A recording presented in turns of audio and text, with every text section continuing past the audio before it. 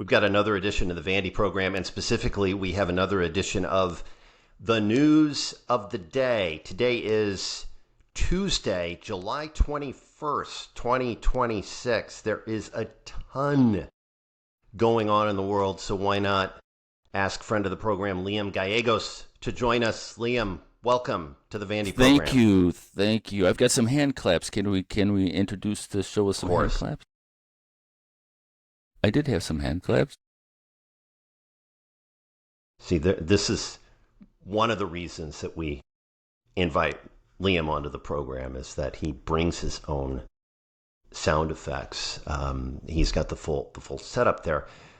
Me, and this is going to be a real niche reference, I've been trying to tweak the lighting at my place, so apologies to Godly and Cream, but you don't know how to ease my pain. So, Liam, before we dive in on some of the topics that are out there, why don't you tell us who you are and what you've been up to of late? Well, I've got like a 20-second sort of promo that is just so, the most shameless promotion that you'll ever see. Once you see these, you can't get these 20 seconds back once I show it. But if you want to see it, I can show it to you what I'm up to. Why not?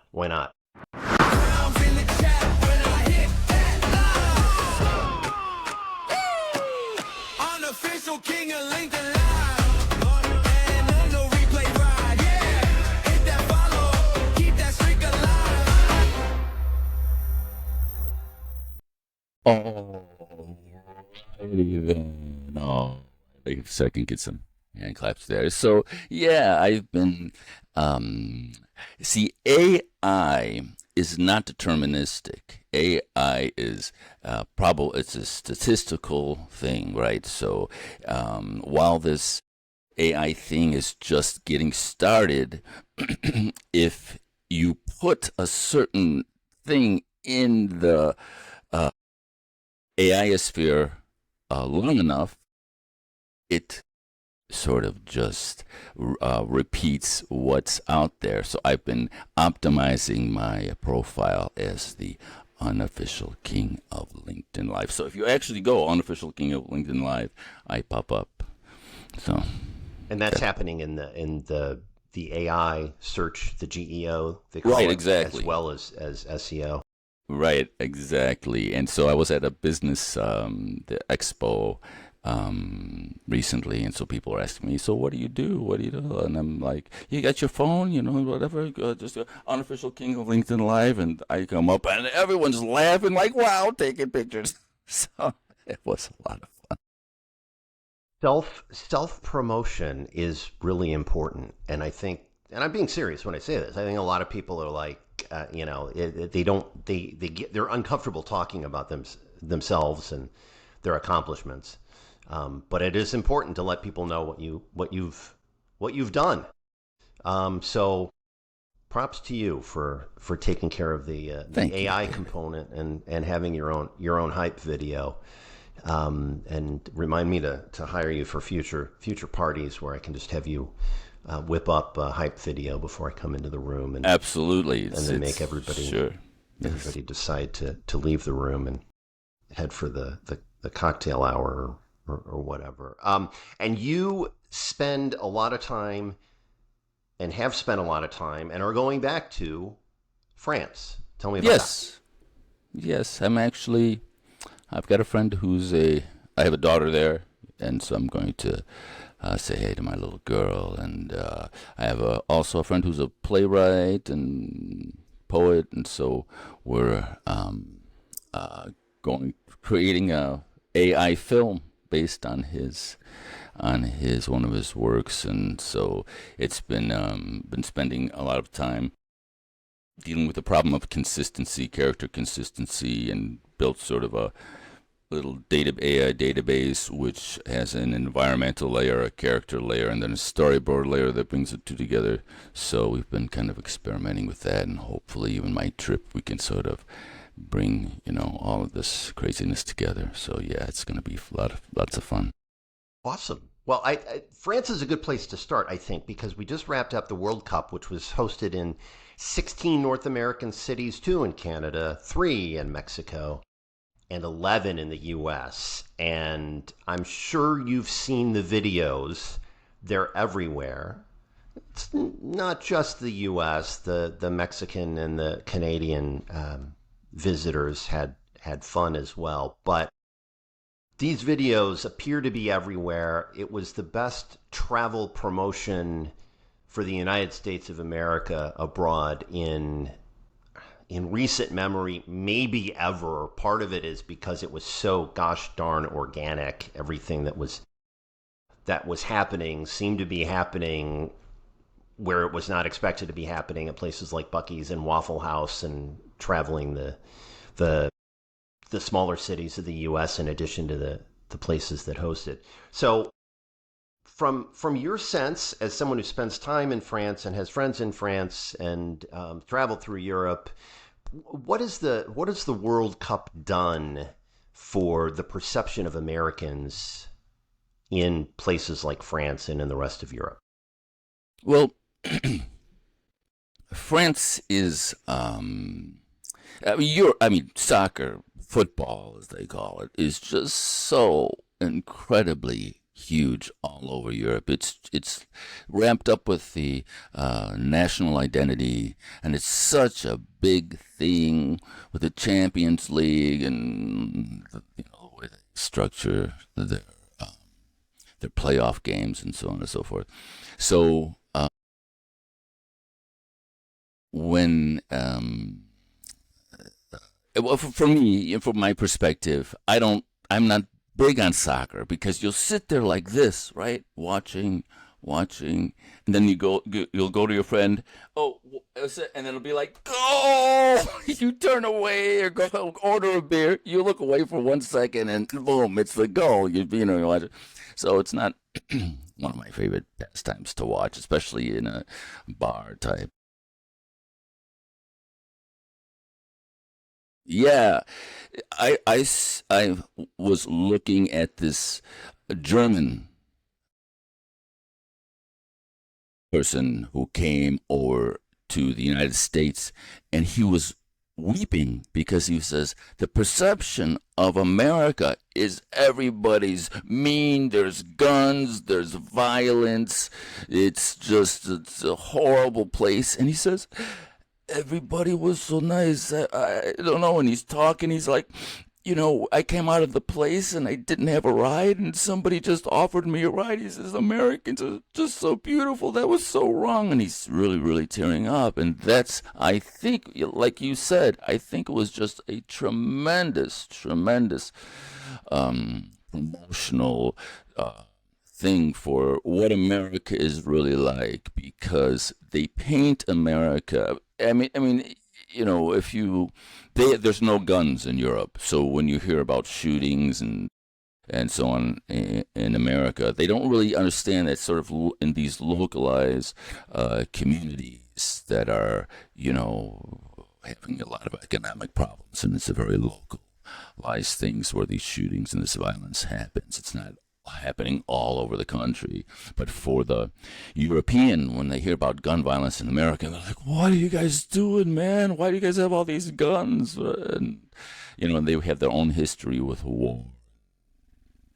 And so they're thinking in that frame, in that perspective. But yeah, like, you mentioned, was just a tremendous, tremendous promotional thing of goodwill for America. Absolutely. What are you looking forward to the most when you head over to France? What aspect of Americana are you looking forward to sharing with your French brethren when you get back? The French are. It's a very, when you talk about socialism here in America, it's nothing like the socialism in France. France, it's almost like you'll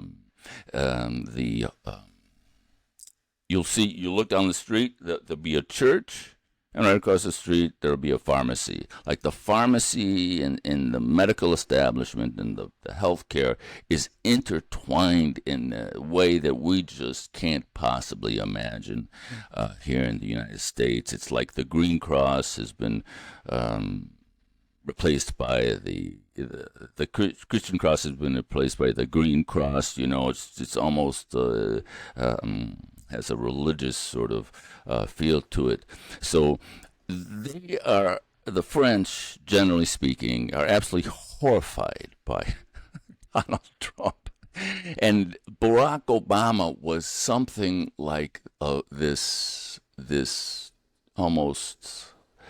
They have a real affection for the African American, the French people, the blues, the jazz. They just, if you go into a French home, right, you'll have pastis, you'll have Ricard, you'll have port, and then they will have blues records, jazz records. It's just a symbol to say how much they love this American culture of music and what we brought to the world. So they saw Barack Obama as just this godsend. He was like the president of the world for a while. And then the shock, and that's the argument I make for Donald Trump, is that it wasn't Barack Obama, Hillary Clinton, Bernie Sanders, and then Donald Trump. It was Barack Obama and the most polar opposite human being that could ever exist right after Barack Obama. And the way I see that, if you remove all the political framing, that means we've got one heck of a healthy democracy. To have two people elected, one after the other, where else in history, in the Roman Empire, the Ottoman Empire, you name your, political environment, has two people been elected that were so polar opposites? And then it was Barack Obama, Donald Trump, Joe Biden, which is Barack Obama light, and then Donald Trump again. For me, I think that says that we've got one heck of a healthy democracy for that type of diversity in our political system to happen. But for the French, they're looking at this freakish horror show. They're like, what's going on with you guys, man? Barack Obama and Donald Trump.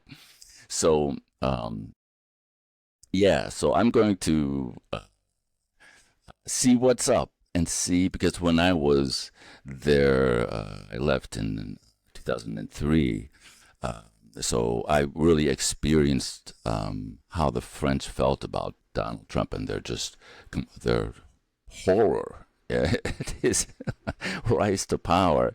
And then it's going to be interesting to see how it's been over time and how because I have, I listen to French news a lot in French, and so there's not like a Fox News or a right sort of alternative. It's just basically the CNN sort of mainstream news that we hear in America. It's parroted, but like amplified, fascist, racist. What's their take on Marie Le Pen? Well, Marine Le Pen is like the female Trump, and she is, she has an ankle bracelet on now, and so she said because she was indicted, convicted for some shenanigans having to do with her campaign, money with her campaign, and so she's trying to say, I can't campaign with this ankle bracelet, but I'm, here, ready to run for president. And so when she had a rise to power in the last election against Sarkozy, they actually politically got together to try to diffuse her power, and they weren't shy about it. They were like, oh, we're gonna support this candidate because we can't let this fascist woman rise, come to power. But I was following her campaign, and the one thing about Donald Trump's campaign, just from a marketing perspective, It was absolutely brilliant in terms of TikTok. I mean, if you were looking at TikTok, you would see him behind the scenes with Joe Rogan, with Logan Paul, going, "Hey, so your TikTok feed, you look and you're seeing this behind the scenes cool stuff." And Marine Le Pen had the exact same. It's like they borrowed the same marketing agency. There was this one scene where you see her about to go on for the debate, and she like trips over the stage. The stage rises a little bit, and she trips over it a little bit, and she's like, "Oh, and so they're getting these behind the scenes moments. She's playing Petang with a group of old dudes, by the Seine, and so she had also a brilliant sort of a powerful populist campaign that Donald Trump engineered with TikTok. So yeah, she is absolutely the build that wall, make France great again type of candidate. Absolutely, yeah. And what's the timing of their electoral system? I've not followed it that closely. Yeah, it's a 5-year stint. So when is the next? Real soon. Okay. I'm not sure exactly Yeah, so this is why I guess why her name has come up more often of late, is that there's another election coming down the pike. Okay, so enough about France, I guess, for a moment. You have spent you are on your LinkedIn Live. You do have a lot of conversations about the Maha movement, Make America Healthy Again. So from a purely, I guess I would say a purely journalistic question, but you're going to have biases. We all have biases, etc. How do you think it has been going? The concept of getting people to think that RFK Jr. that Donald Trump has people's best interest in mind, with RFK Jr. making America healthy again. Yeah, it's incredible for me to sort of watch the whole thing play out, because I've been in this sort of health and wellness space, and so a lot of the ideas that they're talking about, it's been part of my awareness for a long time, and the venom that people, when they talk, when you have people who don't like JFK, right?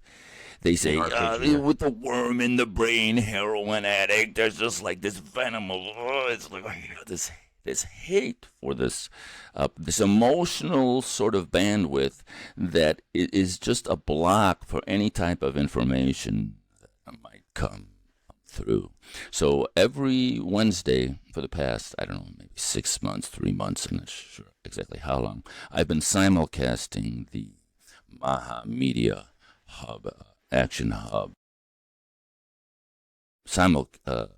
broadcast. So I've been they have a broadcast which comes on Zoom, and then it's a big sort of bandwidth problem because all this bandwidth is being eaten up on Zoom, and then I restream it live on LinkedIn, YouTube, and on Facebook.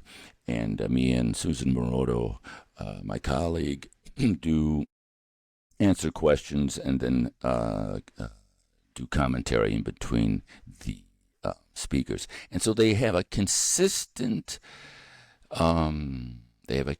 rhythm of speakers, like Dr. Berg and Robert Malone, and these names were during COVID were just, especially Dr. Malone, Peter McCullough, Dr. Malone, Dr. McCullough, they just, like Dr. McCullough was debanked. This group of people were just cited as anti-vaxxers and, so on and so forth. But it's been an incredible sort of experience to see Maha tackle all of these subjects that were once absolutely taboo. I mean, I had my own YouTube channel. I got strikes that told me they're going to kick me off if I kept, talking about ivermectin and, fenbazidol. So, but now they're talking about the relationship between vaccines and autism, and bringing on people who have these opinions, and how anti-parasite medication actually might have some efficacy in treating cancer, and all of these subjects that were just you just absolutely couldn't talk about. And then they go into food, and how RFK is pulling all of the garbage and all of these petroleum-based dyes and things out of the food, and so on and so forth, and so the Maha broadcast sort of, sometimes it's just a hodgepodge of what's the latest news. Sometimes they have a theme, and then sometimes they're like, just recently there was a Wall Street Journal. I think it was either Wall Street Journal or New York. I think it was maybe the New York Times, a hit piece where they're saying the Maha movement is falling apart. Nobody's watching it. Nobody cares. And then they spent the time to attack that hit piece, what they called a hit piece, and they focused on what was wrong reporting, and they have very much a sort of undercurrent of we're changing the world. We are coming, and nothing's going to stop us. This is beyond Donald Trump. This is beyond RFK. We're setting the standards of preventative medicine. We're not talking about treating disease. That's not the focus, to lather a symptom in a engineered petroleum molecule. We're talking about preventative disease strategies, how to eat well, how nutrition plays, and so it's just been a lot of fun to be a part of the movement, because I'm very much into this. I'm not a big fan of big pharma, and I haven't been to a doctor or MD I haven't been participating in MD directed medicine for the past like 30 years. So I'm all in. What's been the biggest what has been the biggest accomplishment, you think, of the Maha movement since Trump 2 took over? I would say the biggest accomplishment is awareness of we have a separation of church and state, right? What they're sort of pointing out is there needs to be a separation of pharmacy and state, that there's a collusion between big business, big pharma.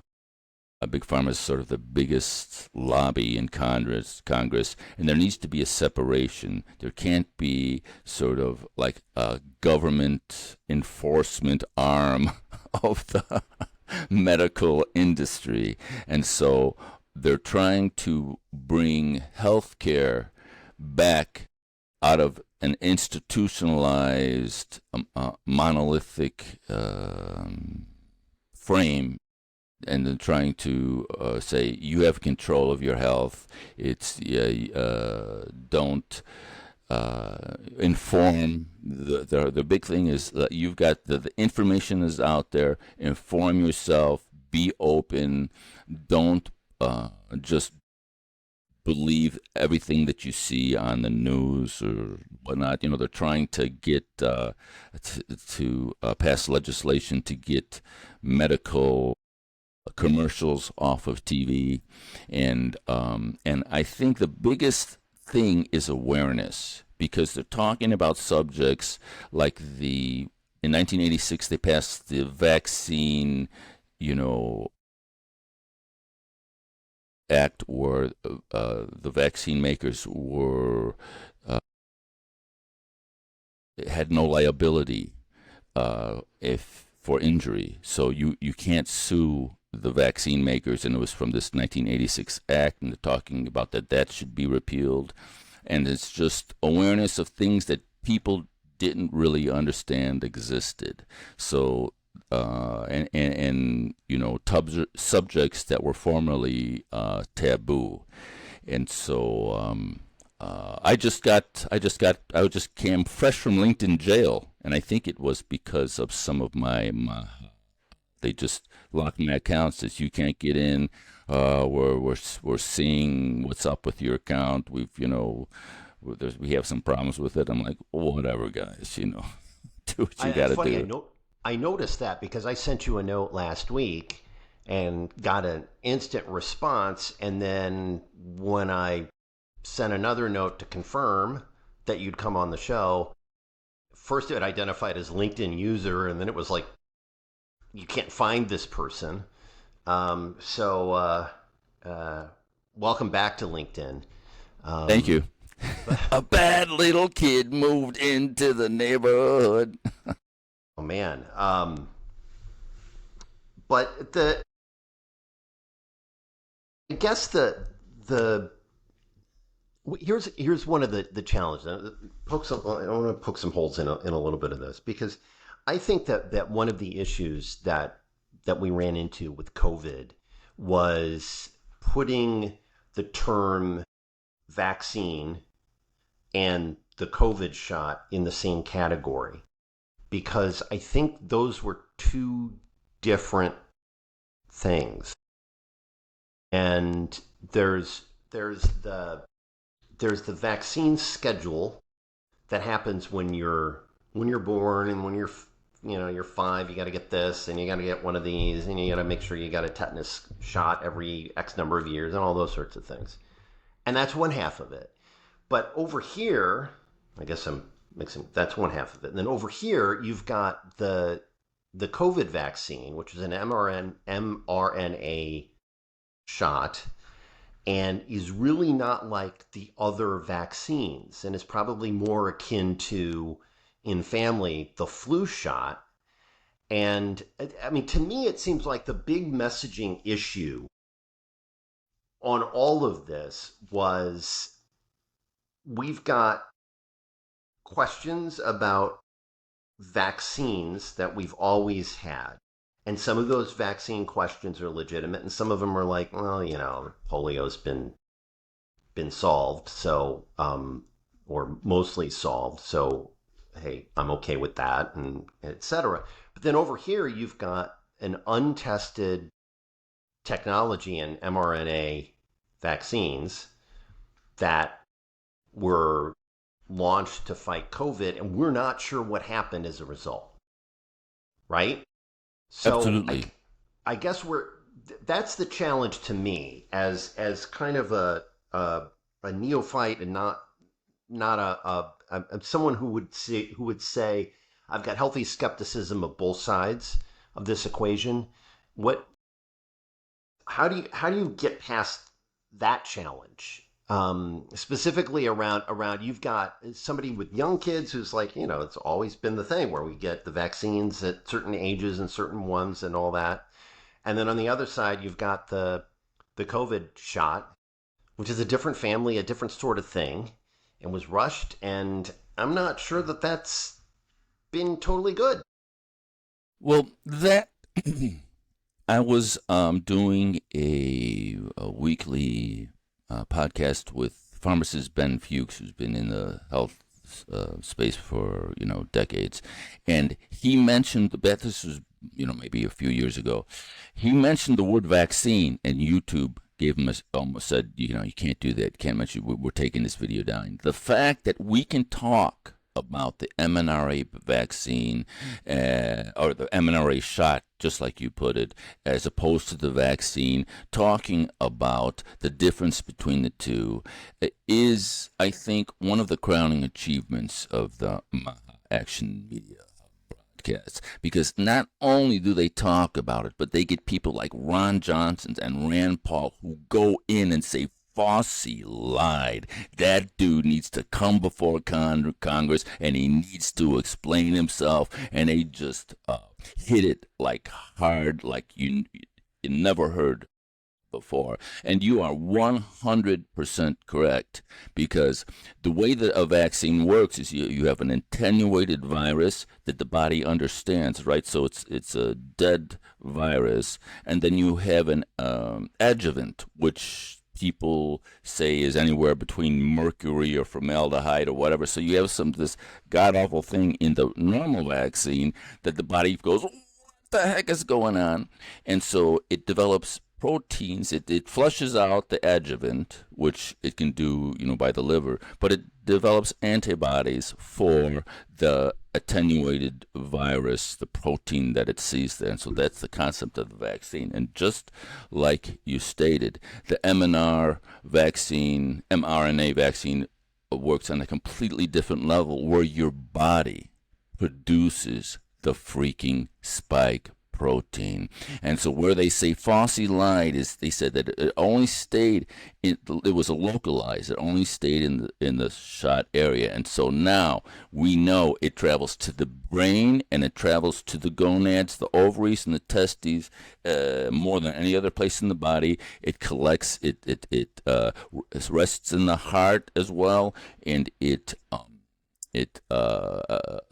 stores in the soft tissues, tissue organs of the body, and it stays there for years. And in these broadcasts, they go through the statistics of death and injury with the COVID era, as composed to all the death and injuries that have happened throughout throughout the history of vaccines from the 60s to today. And COVID, it just completely skyrockets and beats all of the injuries that have ever happened over the decades in just those few years. So you're absolutely 100% correct. The mRNA shot is not a vaccine. It's an experimental experimental therapy. It's a genetic therapy, and there was no way that they could get that therapy approved.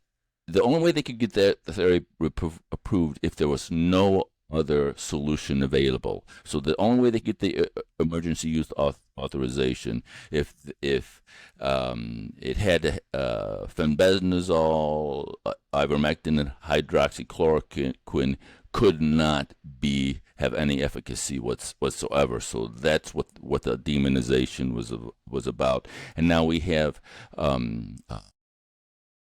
circuit courts slapping the FDA, making them go retroactively back and remove all of the promotions that they were calling it horse medicine, and all of the disinformation the FDA was putting out during that time.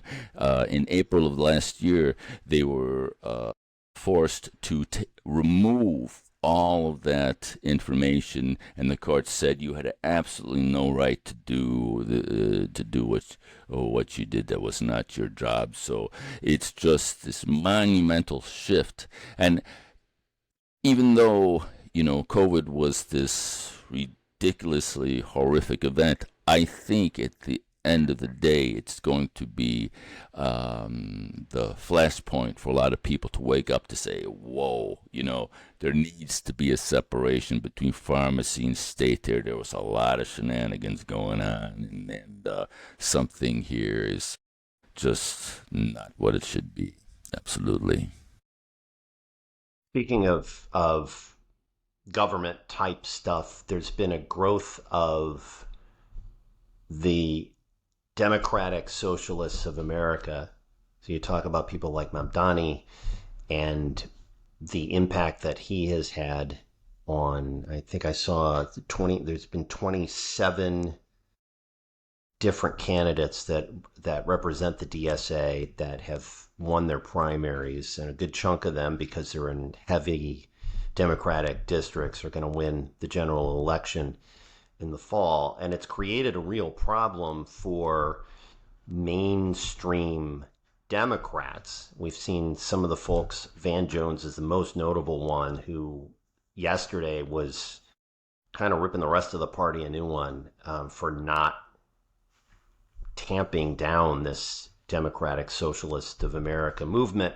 So your thoughts, Liam, on where that is going and how that is going to butt up against real life when it comes to November's election and beyond for the Democrats.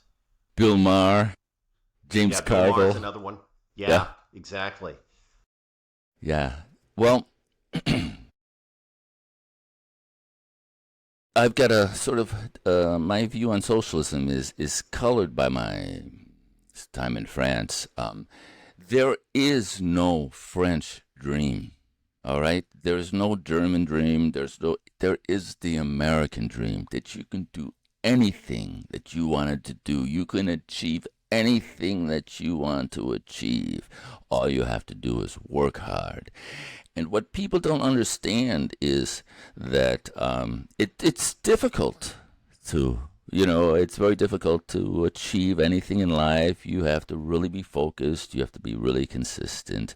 And so when people don't, they're in this environment, this American dream environment. And so when they aren't able to achieve and they aren't able to bring the discipline and the consistency together, socialism and blaming the billionaires, and Bernie Sanders is just the music in his voice, the billionaires, it's his time. I mean, it's just compelling that point of view to say it's not you that's failing, it's the system that's failing you. It's the billionaire class that's taking up all of your opportunity. It's one big cartel. And as opportunity gets greater, right, and things get, there's if the economy should grow and America gets back on its feet and working again, then the pressure to achieve gets more and more and more. And so that socialist argument is going to have, especially in America, is going to have more and more resonance for people who want to achieve and who want to make something of themselves, but just don't have the discipline and don't have the focus, don't have what it takes, to get it done. So I think that there is a definite place, and the democratic socialism is definitely hitting a place in the hearts of many Americans who feel that the game is rigged and stacked against them. So the problem is that they are really, in some sections, just completely going off the rails in some respects that are starting to alienate regular Democrats, because I heard Elon Musk talk about living in San Francisco, and he says, if you're living in San Francisco, he says, it's just so far left. You have no idea. It's just, he says, when you're a fish in water, you don't know that you're in water. When you're in San Francisco, it's just so far left, you don't realize how far left you are. He's like, you need a telescope to see center. And I think that metaphor is what's happening to traditional JFK Democrats, right? They see the party moving because the typical Democrat was all about like the rights of women, the rights of represented people, and then you're going to this part where you can't even define what a woman is, and it's just like the women are like, well, hey man, what happened? I don't matter. And then all of the African Americans and Latinos or whatever, they're like, what is all about the Muslims now? What about us, man? You're focusing. So it's a definite interesting time for the Democratic Party to they have a difficult road ahead to try to bring everybody together and not drift so far out to the left that they're alienating their old base, because the Republican Party is really trying to attract those middle of the road JFK type traditional Democrats and bring them into the MAGA movement. So it's a very super interesting time politically in America. Absolutely. I've had a lot of people tell me that they think that if you remove the personality of Trump and you just look at some of the accomplishments and do so with a critical eye, there's not a lot of difference between what Trump has accomplished and the stance of a Bill Clinton era Democrat. And that seems to me to be kind of one of the biggest problems that the Democrats are having, is that the Democrats have moved so far left that the Bill Clinton era was really moderate in comparison, and the economy was booming in comparison to what I mean, I think it's just that the parallels between Clinton era Democrats and Trump middle of the road moderates, or those who held their nose and said, I'm going to vote for Trump because of the alternative. I find that really, really, really interesting, the comparison. And I guess, my question would be, is it possible that both parties have moved left, and especially under Trump, it's not as the Trump 2, I don't think is as conservative as Trump 1. Maybe in some respects it might look like it is, but I don't think it's as. I think it's much more moderate, save for the neocon Iran war element. But your thoughts on that? Yeah, well, I think that's a perfect frame that you're using, that comparison between the Clinton era and the Trump era, because there's people because if you listen to Hillary Clinton talk about immigration back in the day, she sounds just like Donald Trump with the vitriol. I was like, if you're an immigrant in the United States and you do something wrong, and so they've got people on YouTube reading, some of her speeches and lines of her speeches, and they say, well, what do you think, this is Trump saying this, and they're like, Trump, racist, and they're like, psych, it's Hillary Clinton, Right. So I think that's a perfect frame for you, that you would mention, put those two together, because, yes, absolutely, there is, a definite shift in both parties, and the using the Clintons as that sort of center point where the thing revolves, I think is a really good frame to view the entire landscape. Absolutely. So, in the couple minutes that we have left, what's you mentioned you're going back to France. You mentioned you're working on screenplay, AI assisted screenplay. What else is coming down the pike for Liam? Well, I don't know how much time we have, but I have a 2-minute and 52-second trailer that I could play of this film. Why not? Let's do it. We can squeeze it in. It's all AI generated, and here we go.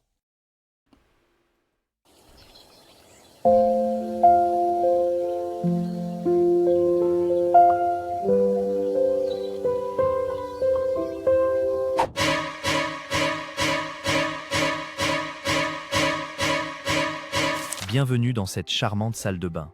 Explorez le meuble vasque en bois et l'étagère.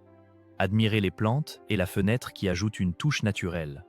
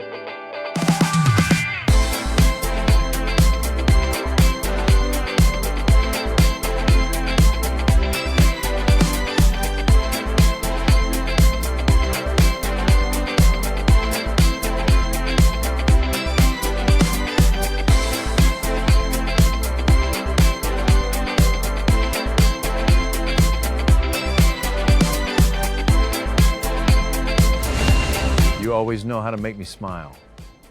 And you always fall for it.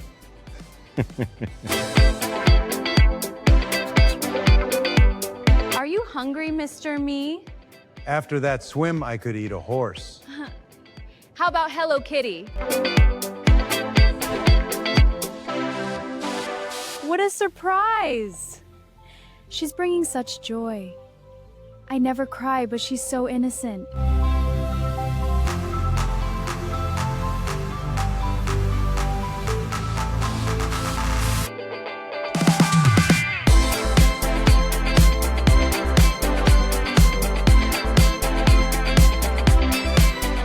Alrighty then. About a French guy who wins the lottery, leaves France, and decides to spend his life in Southeast Asia with gorgeous Asian women. Very fun. All right. Cool. And when are we expecting to see that? I will know more by September. We should have a release date by September. Okay, cool. We will stay tuned for that. Liam Gallegos, thank you so much for joining. Whoa. Liam Gallegos, thank you so much for joining us in the Vandy program. Appreciate it. Wonderful, Dave, to see you again. And thank you so much for inviting me on. It's a pleasure to be with you, and I hope we can do this once again sometime. Yeah, and safe travels to France. Thank you, sir. Cheers.